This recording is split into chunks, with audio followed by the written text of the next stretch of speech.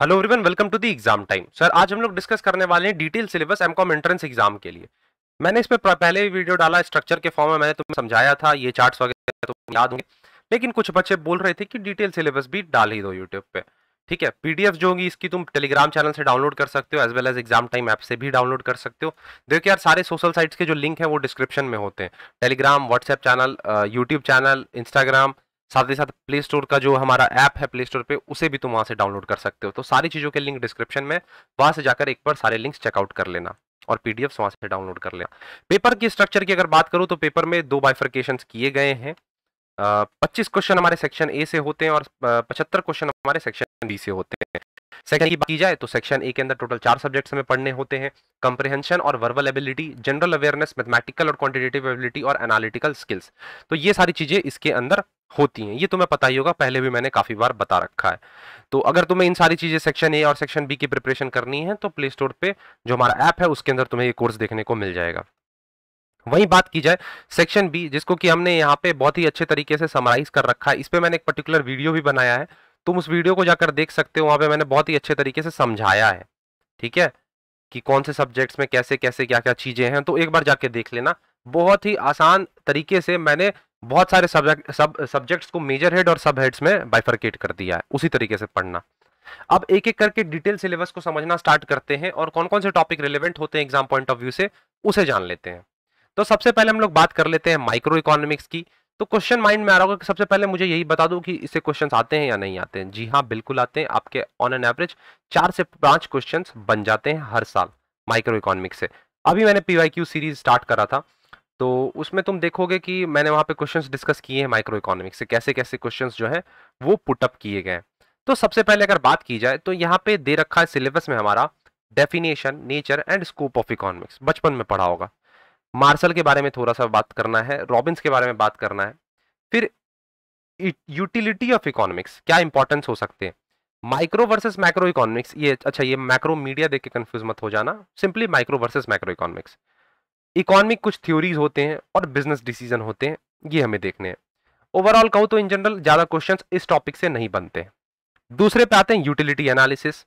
Utility क्या होता है, want satisfying power of commodity, consumer कैसे बिहेव करता है वन कमोडिटी और टू कमोडिटी के केस में, कंज्यूमर का इक्विलिब्रियम पोजीशन कौन सा होता है, indifference curve analysis, price income and substitution effect, साथ ही साथ आईसी कर्व के जो टेक्निक्स होते हैं वो भी देखेंगे, और इलास्टिसिटी ऑफ डिमांड। अच्छा, एक चीज यहाँ पे डिमांड को क्लियरली मेंशन नहीं किया, सिर्फ इलास्टिसिटी ऑफ डिमांड मेंशन कर दिया गया।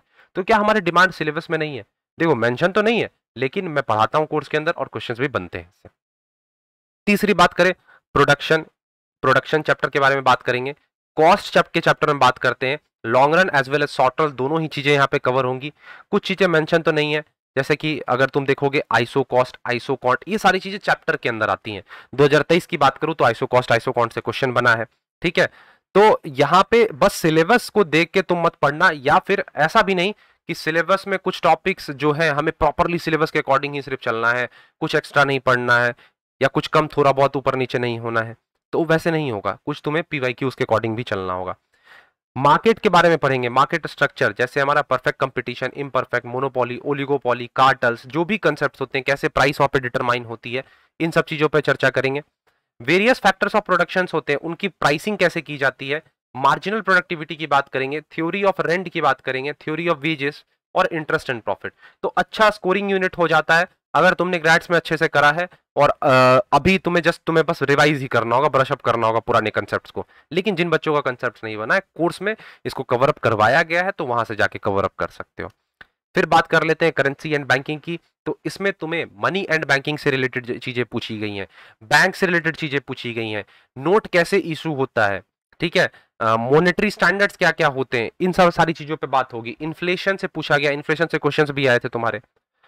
Functions and significance of money, various forms of money, causes, remedies, और क्या इफेक्ट्स हो सकते हैं inflation as well as deflation के, ठीक। मनी मार्केट में कैसे नोट्स इशू होते हैं, इसकी चर्चा होती है इसके अंदर। Monetary standard, gold standard, bimetallism standard, ये सारी चीजों पे यहाँ पे कहानी बनती है। उसके बाद अगर बात की जाए, एक मिनट, उसके बाद की जाए तो उसके बाद हमारा यहाँ पे आ जाता है क्रेडिट के बारे में बात करते हैं हम लोग। कि कैसे एक बैंक क्रेडिट क्रिएट करती है और उस क्रेडिट का कैसे हमारे इकोनॉमी में फ्लो होता है। साथ ही साथ अगर क्रेडिट एक्सेस हो जाता है या कम हो जाता है इकोनॉमी में, तो आरबीआई का वहां पे रोल कैसे होता है, मतलब वो कंट्रोल उसे कैसे करती है। कमर्शियल डिफरेंट कमर्शियल बैंक्स होते हैं, डिफरेंट टाइप्स के बैंक्स होते हैं। उन सारे बैंक्स को इंडिविजुअली उनके डेट्स, चेयरमैन, कहाँ हेडक्वार्टर होता है, क्या फंक्शंस होते हैं, क्या स्टेक होता है वहां पे, उन सारी चीजों पे चर्चा होती है। नेक्स्ट बात करें तो यहाँ पे हमें फॉरेन एक्सचेंज रेट और फॉरेन एक्सचेंज मार्केट के बारे में भी थोड़ी बहुत बात करनी होती है, जो हम लोग मैक्रो इकोनॉमिक्स में भी डिस्कस करते हैं। क्लियर? चलो, तीसरे टॉपिक की अगर हम लोग बात करें यहाँ पे, तो हमारा आता है essentials of management. Essential of management, basic simple, nature and scope of management जो तुमने क्लास 12 में पढ़ा था। इवोल्यूशन ऑफ मैनेजमेंट थॉट्स, ये थोड़ा सा हिस्टोरिकल चीजें इसमें हो जाती हैं, कह सकते हो। Henry Fayol, Taylor, Max Weber, जो ब्यूरोक्रेट्स वगैरह होते हैं, एल्टन मायो की थ्योरीज वगैरह जो आती हैं, उन सब चीजों पे हमें कमांड लेकर चलना होता है, क्योंकि इस साल देखा गया कि तुम्हारे हॉथॉर्न जो चैप्टर होते हैं, हॉथॉर्न एक्सपेरिमेंट होते हैं, उससे भी क्वेश्चन रखे गए थे।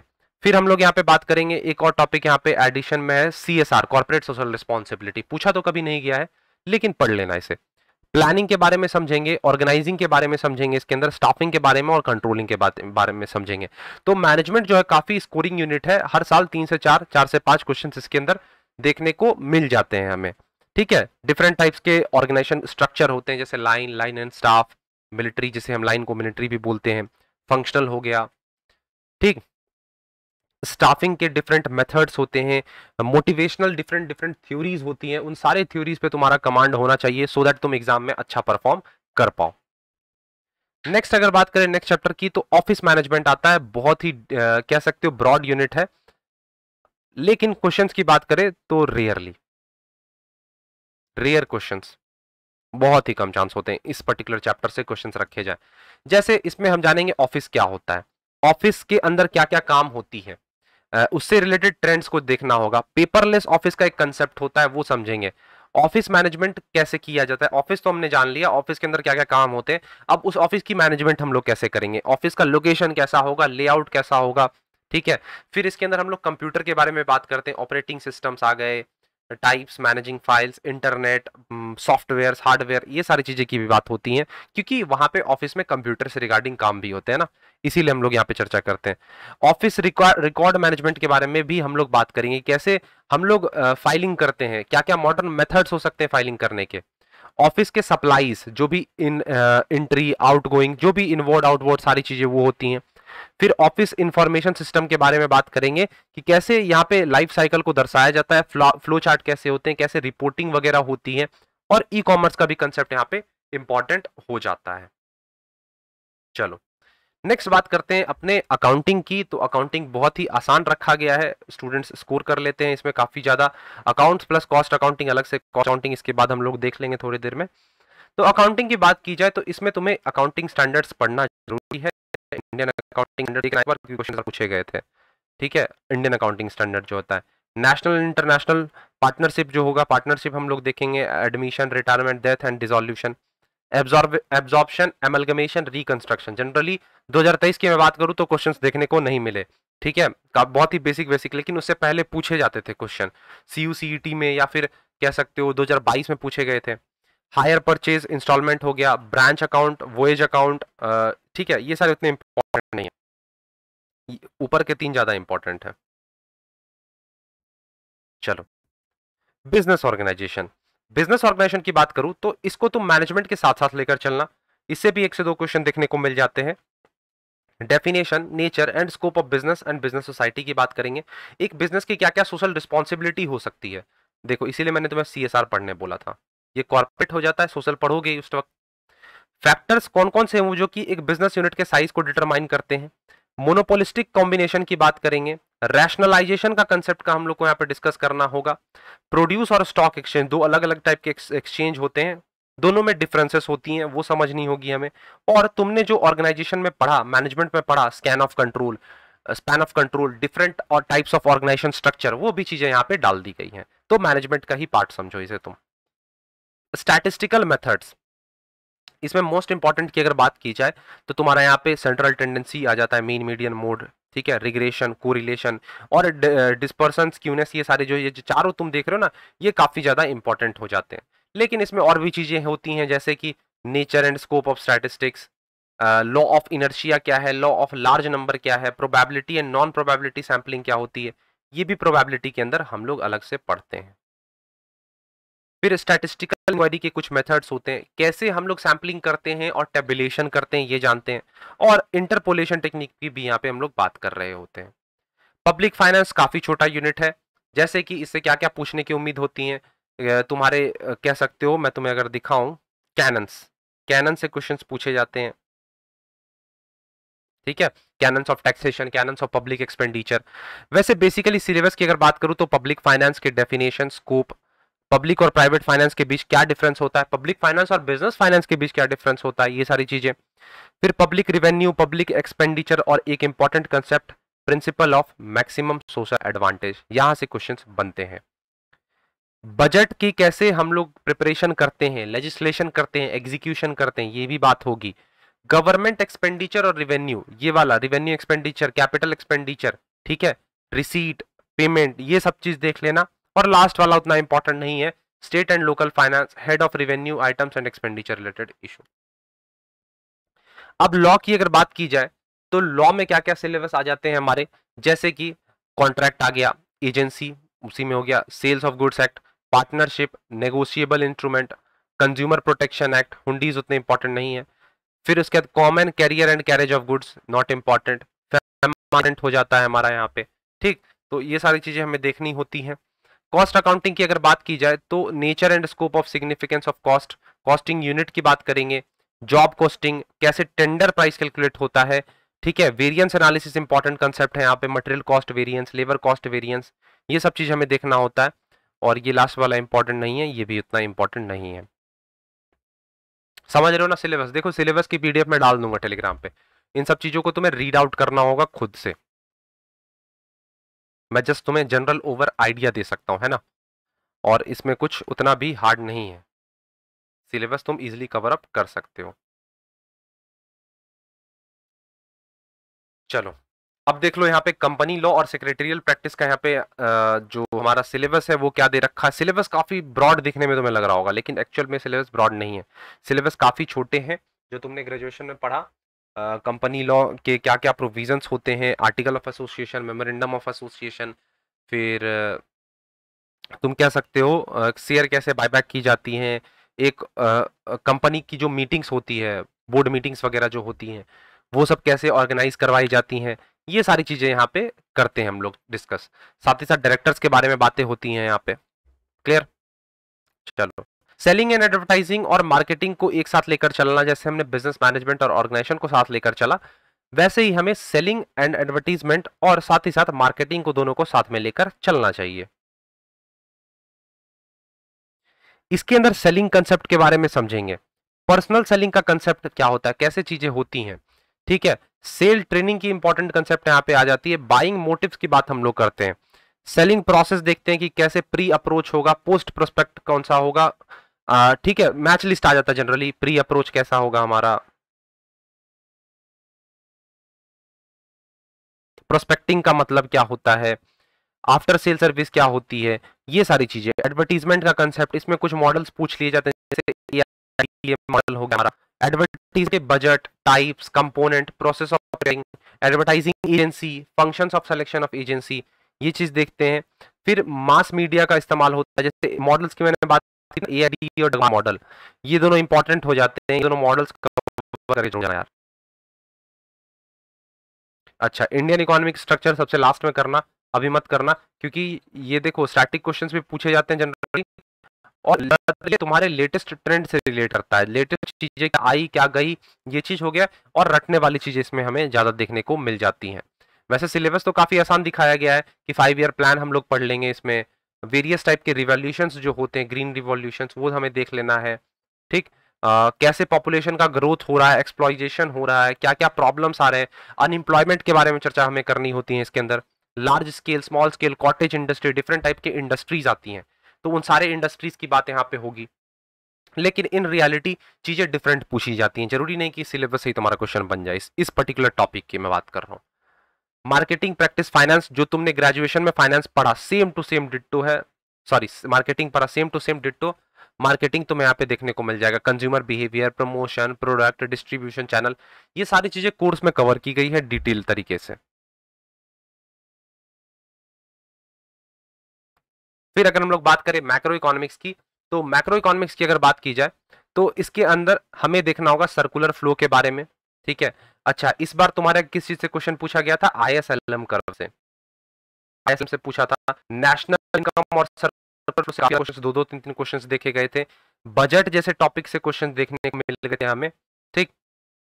और हाँ, इकोनॉमिक इन्फ्लेशन, इन्फ्लेशन तो माइक्रो इकोनॉमिक्स से टोटल, सॉरी मैक्रो, मैक्रो से 7 क्वेश्चन बने थे। तो इस यूनिट को अच्छे से करके जाना। इसमें थ्योरी ऑफ इन्फ्लेशन है, फिलिप्स कर्व का कंसेप्ट होता है, मार्जिनल एमईसी और एमईआई के बीच डिफरेंस देख लेना, कंजम्पशन फंक्शन कीन्स हो गया, ठीक है। कीन्स के जो मॉडल्स होते हैं वो देख लेना। तो ये सारी चीजें अगर करके जाओगे ना तो चीजें आसान तुम्हारे लिए हो जाएंगी। ट्रेड ऑफ इंडिया काफी कह सकते हो उतना वेटेज नहीं रखता है तुम्हारे एग्जाम पॉइंट ऑफ व्यू से, लेकिन करना तो पड़ेगा यार। इसमें हम लोग इंटरनेशनल बिजनेस से रिलेटेड चीजें करें, पढ़ा वो, और ट्रेड कैसे भारत के अंदर होता है वो हम लोग बात करते हैं। वेरियस इंस्टीट्यूशन आते हैं जैसे एक्जिम, ईसीजीसी, गैट, अंकटैड, ठीक है, बीओटी, बीओपी की बात होती है यहाँ पे। मतलब इंटरनेशनल बिजनेस अगर तुमने ग्रेजुएशन में पढ़ा तो चीजें थोड़ी बहुत आसान तुम्हारे लिए इसके अंदर हो जाएगी। अच्छा, ये सब जो देखते हो coastal trade and trade of Uttar Pradesh, इन सब चीजों को देख के घबराना मत कि क्या उत्तर प्रदेश में कोस्टल ट्रेड है, ऐसी चीजें सब बात आती है, होता है कोस्टल ट्रेड या नहीं होता है। फिर उसके बाद एक आता है हमारा अप्लाइड एंड बिजनेस स्टैटिस्टिक्स। अब कुछ स्टूडेंट इसको लेकर परेशान होते हैं, तो मैं तुम्हें अगर समझाऊं तो तुम्हें इस पे ज्यादा फोकस ना करके तुम्हें फोकस करना चाहिए स्टैटिस्टिक्स, जो तुम्हारा मैंने अभी ऊपर डिस्कस किया, क्योंकि इससे बहुत कम चांसेस होते हैं कि क्वेश्चन तुम्हारे रखे जाए, ठीक है। इसमें टाइम सीरीज देखते हैं, नेशनल इनकम स्टैटिस्टिक्स जो तुमने मैक्रो में पढ़ा उससे रिलेटेड बातें होती हैं यहाँ पे, पॉपुलेशन स्टैटिस्टिक्स और स्टैटिस्टिकल इन इंडिया। तो ये तुम्हारे लिए ये यूनिट उतना इंपॉर्टेंट नहीं है, मैं क्लियर कट बता रहा हूं। ये चैप्टर इंपॉर्टेंट है, ये तुम्हारे मनी एंड बैंकिंग से रिलेटेड है। कौन कौन से वो लॉ है और कौन कौन से वो प्रैक्टिसेस किए जाते हैं बैंकिंग के फील्ड में, इस पे चर्चा होती है। Ordinary practice of banker with regard to opening and conduct of banking accounts, law related to the cheques, NI पढ़ा है ना, नेगोशिएबल इंस्ट्रूमेंट एक्ट, वही है सेम चीज यहाँ पे। फिर ये बैंकर क्रेडिट और रिवॉल्विंग क्रेडिट, ये थोड़ा अलग हो जाता है। ओवरड्राफ्ट के बारे में बात करते हैं, ट्रेवलर चेक के बारे में बात करते हैं, लेटर ऑफ क्रेडिट की बात होती है, ठीक। नेक्स्ट बात की जाए डेवलपमेंट बैंकिंग, तो यहाँ पे डिफरेंट टाइप्स के डेवलपमेंट बैंक्स होते हैं, जैसे कि नबार्ड, आईएफसीआई, आईडीबीआई, आईसीएसआई, इन सारे बैंक्स का क्या रोल होता है। एसएफसीज की बात होती है, एसआईडीसीज की बात होती है। इन एक मैं तुम्हारे लिए अलग से वीडियो ला के दूंगा फाइनेंशियल मार्केट का, क्या किया गया, कैपिटल मार्केट का कुछ कंसेप्ट इसमें डाल दिया गया है, मनी मार्केट का कंसेप्ट कुछ मनी बैंकिंग में अलग से डाल दिया गया है। तो मैं एक प्रॉपर फाइनेंशियल मार्केट का वीडियो ला के दूंगा, उसके अंदर सारे जो कंसेप्ट होंगे फाइनेंस से रिलेटेड, चाहे मनी मार्केट हो गया चाहे कैपिटल मार्केट हो गया, उसको मैं कवर अप करवा दूंगा, ठीक। बात को समझ गए। उसके बाद हमारा क्वांटिटेटिव इकोनॉमिक्स, इसमें मैं तुम्हें मोस्ट इंपॉर्टेंट चीज अगर तुम्हें बताना चाहूं तो ये जो तुमने कॉस्ट अकाउंटिंग में पढ़ रखा है ना, ईओक्यू मॉडल्स वगैरह, वो चीज यहाँ पे आ गई। गेम थ्योरी थोड़ा सा देखकर चले जाना, लीनियर प्रोग्रामिंग भी इंपॉर्टेंट यहाँ पे हो जाता है, और इन दोनों पे उतना भी एम्फेसाइज मत करना। तो ये रही बात। जो भी बच्चे सिलेबस को देखकर चीजों को अच्छे तरीके से करना चाहते हैं वो सेल्फ स्टडीज के माध्यम से भी कर सकते हैं, साथ ही साथ कंप्लीट कोर्स के माध्यम से भी कर सकते हैं। ये कोर्स ऐप में अवेलेबल करवा दिया गया है, जाकर फटाफट ज्वाइन करो। बहुत सारे स्टूडेंट्स ने ऑलरेडी ज्वाइन कर रखा है, चीजें तुम्हारे लिए आसान हो जाएंगी, कहीं इधर उधर नहीं भटकना होगा। कोर्स को बेहतरीन तरीके से डिजाइन किया गया है, section A plus section B दोनों चीजें यहाँ पे तुम्हें देखने को मिल जाती हैं। ऐप प्ले स्टोर से डाउनलोड करना, ठीक है। और ये रहे हमारे रिजल्ट्स जो कि तुम देख सकते हो। सो एंड करते हैं अपने आज के सेशन को। तुम्हारे अगर कोई डाउट्स हैं तो कमेंट सेक्शन में बताना, साथ ही साथ तुम्हारे अगर कोई भी क्वेरी होती है तो ये जो नंबर तुम देख रहे हो इस नंबर पे कॉल कर लेना। सो मिलते हैं अपने नेक्स्ट वीडियो में, तब तक के लिए thank you, bye and take care.